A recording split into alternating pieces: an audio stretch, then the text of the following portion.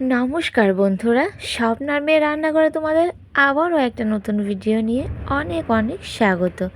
আশা করি তোমরা সবাই ভালো আছো, আমিও অনেকটাই ভালো আছি। আজকে আমি তোমাদের সাথে শেয়ার করতে চলেছি কাঁঠালের বিচি দিয়ে একটা দারুণ রেসিপি। তো সকাল সকাল কিন্তু ভাতটা বসিয়ে কাঁঠালের বিচি নিয়ে বসে পড়লাম। তো আমি আজকে কাঁঠালের বিচির তরকারি রান্না তো দেখাবই, আর কাঁঠালের বিচির আঁশ কীভাবে ছাড়াবো সেইটারও একটা নিনজা টেকনিক দেখাবো।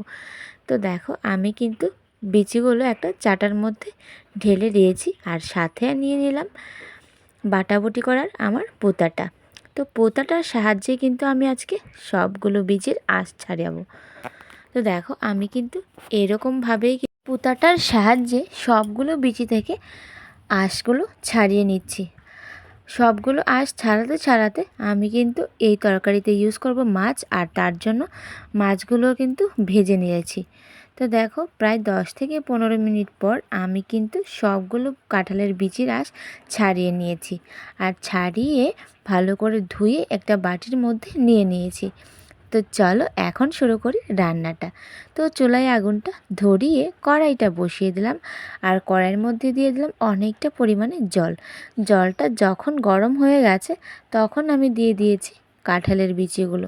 তো কাঁঠালের বিচিগুলো দিয়ে আমি দিয়ে দিলাম অল্প একটু লবণ। লবণটা দেওয়ার আমার একটাই কারণ, যাতে বিচিগুলো খুব ভালোভাবে তাড়াতাড়ি সেদ্ধ হয়ে যায়। তো দেখো, 20 মিনিট পর কিন্তু বিচিগুলো প্রায় সেদ্ধ হয়ে গেছে।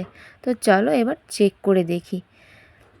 তো এই যে পুরো কিন্তু নরম হয়ে গেছে। তো এখন আমি ওই বিচিগুলোর মধ্যে দিয়ে দেব অল্প একটু হলুদ গুঁড়ো।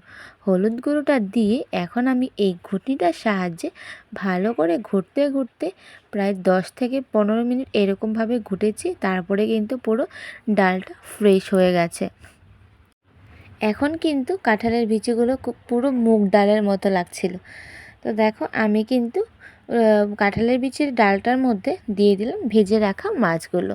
তো মাছগুলোকে দিয়ে আমি এবার একটু নাড়াতে নাড়াতে মাছগুলোকে হালকা করে ভেঙে নিয়েছি। তারপরে আমি দিয়ে দিয়েছি অল্প একটু শুকনো মরিচের বাটা, আর দিয়ে দিলাম কয়েকটা কাঁচা মরিচের চেরা। তারপরে একটু নাড়াতে নাড়াতে তরকারিটাকে কিন্তু আমি এখন একটা বাটির মধ্যে নামিয়ে নেব। আর নামিয়ে নেওয়ার আগে এদিকে বেটে নিচ্ছি যা যা লাগবে সবগুলো মশলা। নিলাম জিরা, আর নিয়েছি এলাচ আর আদা।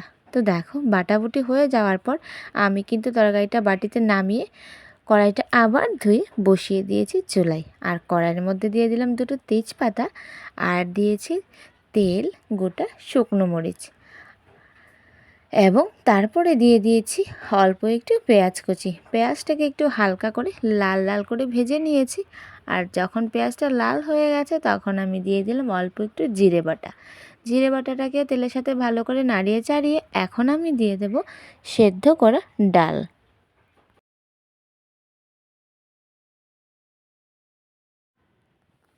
ডালটাকে দিয়ে আবারও একটু লবণ দিয়ে নাড়াচাড়া করে এখন আমি দিয়ে দেব গরম মশলা বাটা। তো গরম মশলার বাটাটা দিয়ে আমি কিন্তু তরকারিটাকে এখন নামিয়ে নেব। তো হয়ে গেল কিন্তু খুব সহজভাবে কাঁঠালের বিচি দিয়ে একটা দারুণ রেসিপি। তো চলো, তরকারিটা হয়ে গেছে, এখন আমি নামিয়ে নিই। তোমাদের কীরকম লাগলো অবশ্যই কিন্তু জানিও, আর আমার মতো অবশ্যই কিন্তু একবার হলে ট্রাই করে দেখো, দারুণ লাগবে। তোমরা যদি চাও এই রেসিপিটাকে দুভাবে খেতে পারো, যদি চাও ভাত দিয়েও খেতে পারো, আর যদি চাও রুটি দিয়েও খেতে পারো। তো চলো তোমাদের দেখাই আমি যে রান্না করলাম কাঁঠালের বিচি দিয়ে আজকের এই রেসিপিটা, দেখতে কীরকম লাগছে। যদি তোমাদের ভালো লেগে থাকে তাহলে প্লিজ কমেন্ট করতে ভুলো না। এই রেসিপিটা সকাল সকাল যদি গরম ভাত দিয়ে খেতে পারো তাহলে কিন্তু ভীষণই ভালো লাগবে। অবশ্যই একবার ট্রাই করে দেখো, কাঁঠালের বিচি ফেলে না দিয়ে এমন করে একবার বানিয়ে খাও, খুবই ভালো লাগবে। তো চলো, আজকের জন্য এখানেই বিদায় নিচ্ছি। দেখা হবে নেক্সট ভিডিওতে। সবাই ভালো থাকো, সুস্থ থাকো, আর আমার ভিডিও দেখতে থাকো। Bye bye.